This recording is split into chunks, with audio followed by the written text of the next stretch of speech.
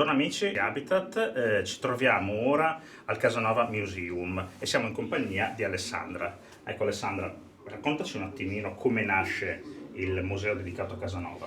Il museo dedicato a Casanova intanto è il primo museo al mondo dedicato alla figura di Giacomo Casanova. È una realtà unica sia a livello mondiale ma anche a livello veneziano, nel senso che un museo simile a quello che abbiamo qui creato non lo troviamo in altre realtà veneziane. Trattiamo un tema moderno nel senso del XVIII secolo, quindi incentrato sulla figura di Giacomo Casanova ma con tecniche contemporanee. Fantastico. Quindi abbiamo un'esperienza di realtà virtuale, per esempio, in cui grazie all'utilizzo delle maschere VR si può vivere come Giacomo Casanova per circa 5 minuti. 5 minuti di vita come Casanova non sono male, quindi consigliamo di venire ovviamente a tutti i nostri fans.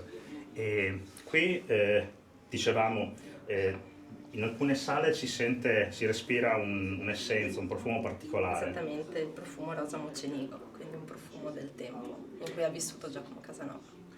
Come è stato recuperato questo profumo? È un profumo storico che grazie a chi ce lo fornisce siamo riusciti a recuperarlo. Fantastico, io di profumi non ne capisco niente, quindi. E ci sono oggetti che appartengono all'epoca. Esattamente, soprattutto riguardanti i viaggi, Certo. nel mondo il tema del viaggio. Abbiamo anche una lettera autografa firmata dallo stesso Giacomo Casanova. Bellissimo. E ci sono anche oggetti appartenuti a Casanova, giusto? Abbiamo la lettera firmata da lui, Sì. poi abbiamo un abito che è stato utilizzato dai Fletcher durante il film del 2005 a Casanova. Quindi un posto magico.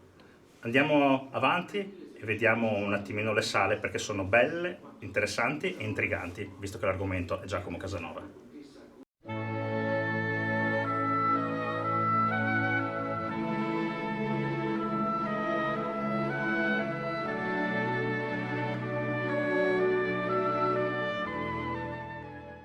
Questa è la lettera autografata direttamente da Giacomo Casanova, che possiamo dire che aveva anche una bella grafia, quindi bravo, filosofo, avventuriero, amante di tutte le donne, perché ricordiamo Casanova non amava per possesso della donna, ma amava perché amava proprio l'essenza della donna.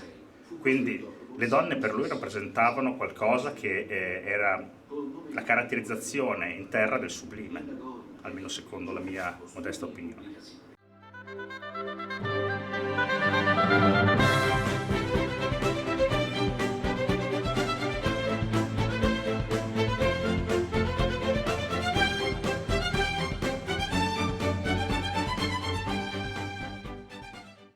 Un saluto dal Casanova Museum and Experience, Da Gioara e Alice.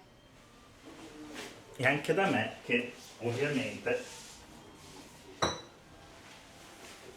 vi saluto col Prosecco Casanova.